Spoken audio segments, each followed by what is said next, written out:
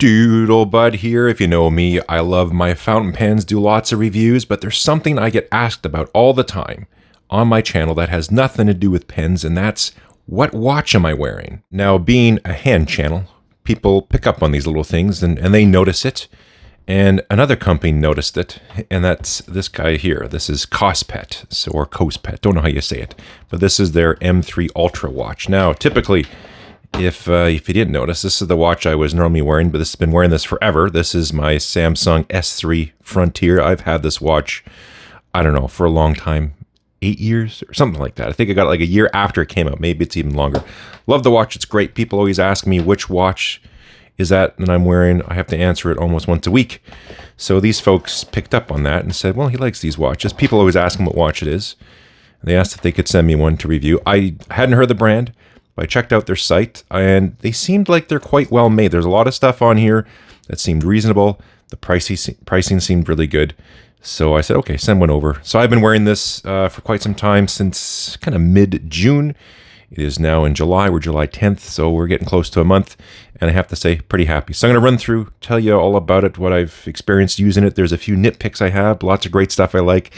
And there is one little thing that drives me a bit nuts. I'll go through all the specs in a second, but what I'll kind of talk about is when I first got the watch out of the box, immediately I sort of compared it to my Samsung just naturally. I mean, I've had this thing on my wrist forever. So the weight's pretty good. The band, it's a little bit thinner than the Samsung one, but that's okay. They sent a metal band as well. I haven't put it on yet, but I'll put it on for the review here to see what it looks like. But yeah, weight-wise, all that comfort-wise, quite nice. I do like the square face. I think that's quite sharp. I think it looks pretty good. But yeah, overall, there's a few little details that are different, like the buttons. There's a little little edges on them. They could be a little more refined. The buttons on the Samsung are a little bit nicer in just how they're designed. There's a few little nitpicks like that. This has the cool turny roundy face that you do that with, and it's really nice, and the motion is really good. But this is significantly cheaper. I sometimes worry with smartwatches that are way too low in price. But this one was sort of that right price where I know they're at least going to be making it not too bad. I started checking the specs on the watch right away on the website, and I noticed little things. Like on there, they say the glass, it's Corning Gorilla Glass, which is the proper brand. They're not just saying it. They're using the proper branded stuff on here as well. And I noticed the screen's quite good. This also has a little screen protector on there as well. It's IP69K for the waterproof rating. Goes down to about 50 meters for diving, 5 atmospheres, and even can handle pressurized water. They also have some good testing on it as well. There's the mil standard. Now, with my engineering days, we'd have mil spec connectors, which are military grade ones, especially for stuff in the field that we worked in. You needed really, really proper connectors that were sealed and wouldn't go bad on you in the field. So this has some of that testing on there. There's 15 tests that they do. And this thing's been great. I haven't gone diving or anything like that, but I took it with me in the hot tub on the Canada Day long weekend as much as I could, and it held up just fine.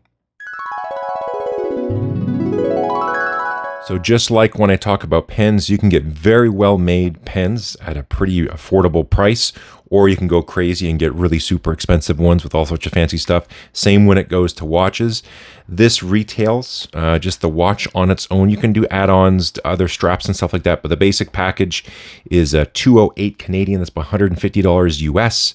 If you add on extra straps and things like that, I think it works out to like $248 if you get the full bundle. So $248 Canadian or $179 US. All sorts of meters on here. You got your heart rate. Blood oxygen, I don't really trust that on here, but it does your blood pressure as well. The stress thing, I don't know what that does. Mine's always high. It's always maxed out, so I don't know what that is. I did test the blood pressure, so it wasn't the best time that I did it, but I just finished a workout at the gym. I had to go to Walmart to pick something up, so I checked it with my watch first, and then I did it on the Walmart machine, and they were different. It was just after workout, so it wasn't the best time to be doing this, but I was 133/69 on the watch and 123/75 on the Walmart machine. I guarantee this can be a little more accurate. And what I think my heart rate, my pulse was 99 on the watch and then 92 on the Walmart machine. It would have been coming down because I literally just finished. I was still sort of huffing and puffing. And by the time I finished this reading and got to the Walmart one, I was kind of calming down a little bit more. So it wasn't the best time to do it. But I think more than anything, it'll at least let you monitor things if you are concerned or just want to check on that stuff, and you can sort of see the trend. Let me show you a couple things I find that could just be a little improved on the watch. So you hit the main button there to go into all your different apps and stuff like that. But if you're scrolling along, everything's fine. But if you go, and it just did it there. So it will just really jump. So it seems after you scroll a little bit, it wants to maybe accelerate and do a fast scroll. And then it will just kind of see it just did it there again. It jumped a bunch. It might be, no, I just want to go one more up. And then it's doing it back and forth. So sometimes it'll jump past the thing you're trying to get to, and it makes it really hard to get to there. So that just needs to have a little bit of an update, I find, in the software. Another little thing is with notifications. I unfortunately don't have any notifications right now, but you gesture swipe to get your notifications. They don't have a notification dot.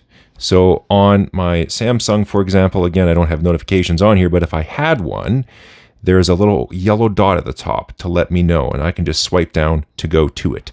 So they should have that in a little firmware update. And then if you do have a notification, you can slide up to clear them, or you can swipe one, but instead of just swiping it away, it'll swipe, and then you have to hit delete.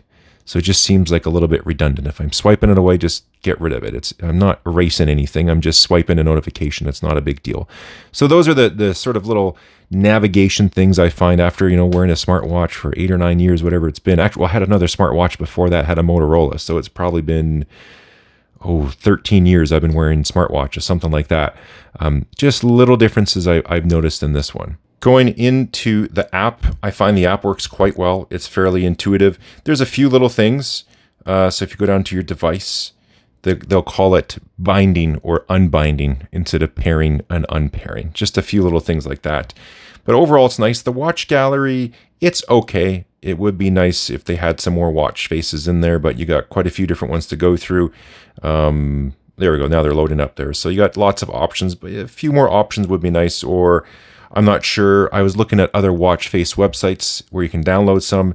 This particular brand doesn't seem to be on there that I could really find anyway. So it doesn't seem many people are designing them for them. So if you love having tons and tons and tons of watch faces, that's not me. But if you really like that, it's a little bit weak as far as how many watch faces they have. You can answer calls on the watch and choose to, whether or not you do that, or get a reminder.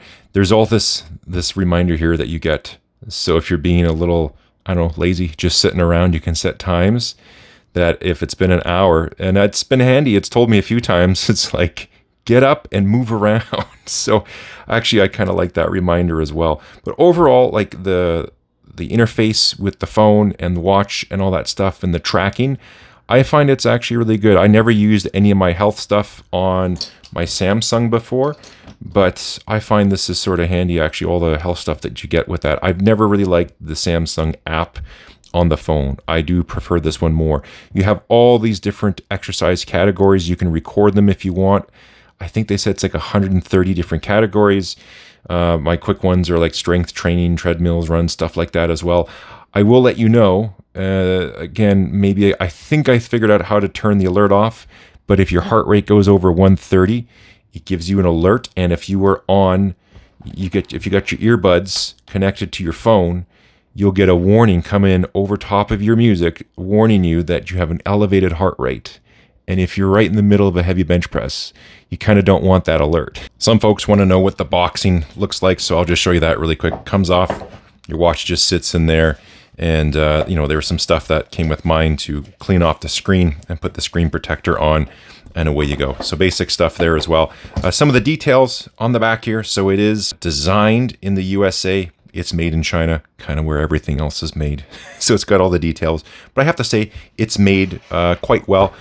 Like I mentioned a little bit earlier, the buttons, they do just have a little bit of an edge on the corners. I think they could be refined just a little bit more. And then the button design, so it's on your wrist and you'll go to push the button like this. But because you have this sort of chamfer here, it naturally wants to push your finger and you push the button here. And it doesn't really actuate the buttons up top there. So if they just, I don't know, maybe a little fine tune on the button design. Something I found on my Samsung is a little bit nicer. I figure now what I'll do is I'll swap out the watch band, and as I do that, I'll tell you the one thing that really is a bit of a pain to me. Looks like they do provide the little link remover, which is actually, that's kind of handy. And I guess they got some extra links and extra pins because they know those things might go flying across the room. They are easy to remove as well. So you just got the quick pin. So you just, it's like a bolt action style. You just put it in, away you go. The band did get a little bit discolored from the hot tub. So this sort of white coating, I guess that's just the pool chemicals, were like all over the band and the creases. I gave it a quick scrub in the sink, but you can see underneath certain stuff, it's still there as well. The one thing that is a bit annoying with the watch is the charging station. So this is, here it is here. This is the one that goes with my Samsung. You know, it goes on there. Great. I don't mind the style of the one that comes with the watch, which is like this right here. So it's magnetic, it goes on there. The watch band, of course, goes on. You line it up, and it's quite secure and really, really nice. But on here, this is an older style. So it's a USB, a micro USB. But the nice thing is you can, if you need a longer cable, oh, mine's cracked. Look at that. Anyways, if you need a longer cable, you just get a longer cable. With this one, you get a really, really short cable. I just measured the cable off camera. It's like 22 inches. So it's just really short. I like to charge my watch on my nightside table. They're the bedside table. And the distance from that to the ground is more. And then you got to have an outlet immediately close by. So it's a bit of a pain. What they need to do is just forget this connector and just have a USB Type-C in the back. And then, you know, if the cable provided isn't long enough, you can just get one that's extra long and you can plug it in anywhere. I think we got it. So usually for me, that's the right size. Let's see how that works. No. Yeah, I might have to add in all the links. Let's do this. Okay, got the watch band on there, and this is how it looks. So it fits quite nicely. I don't feel any sharp burrs or anything at all. The watch band is quite nice. The clasp is pretty good. I've had a metal watch band on my Samsung for the longest time, and then I went back to the regular type of sports band. I'll probably go back to that sports band on here. But I guess, you know, I might as well try this for a couple weeks and switch it up. But yeah, the band works well. Just slides on. Where you go. I didn't have to do all the links. I just had to use 2 links. There's a look at it if you're wondering. I should have done this earlier when I had the sports band, but I will switch it just for the video so you can get an idea. Got about 149 grams there. Sports band is back on.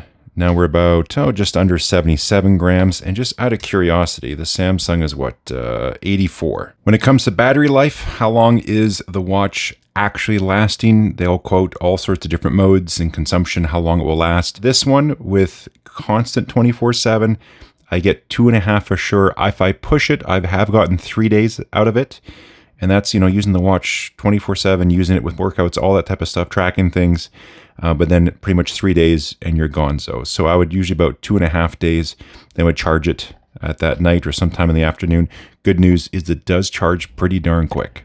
I've been wearing the watch 24/7, absolutely everywhere. And I got to say, it's really comfortable and it holds up. It looks nice, has all the features I want in a watch. A couple of firmware updates would be nice, but it's also quite tough. I don't usually wear it when I'm doing hard things around the house, but this thing hasn't scratched regardless of what I've done to it. As you can see, it's getting pretty late, so I call that time. I think that's good enough. I want to thank Kospet for sending me their watch to check out, review, and share my findings with everybody. There'll be links below where you can buy it. You can buy it from their website. You can buy it on Amazon. You can get it on Aliexpress. So I'll have links, whichever one you like. If you're looking at something like this, you got your choice. I think the pricing's pretty good. And the quality that you're getting, all the features, it's pretty good. Is it as nice and refined as more expensive watches? No. But it's got all the features and then some. And, you know, for that price point, I think you're getting a pretty good deal. And I'm happy to wear this thing all the time. So anyways, we'll leave it there. If you haven't, subscribe's there, comments are there, thumbs up are there. We'll catch you next time.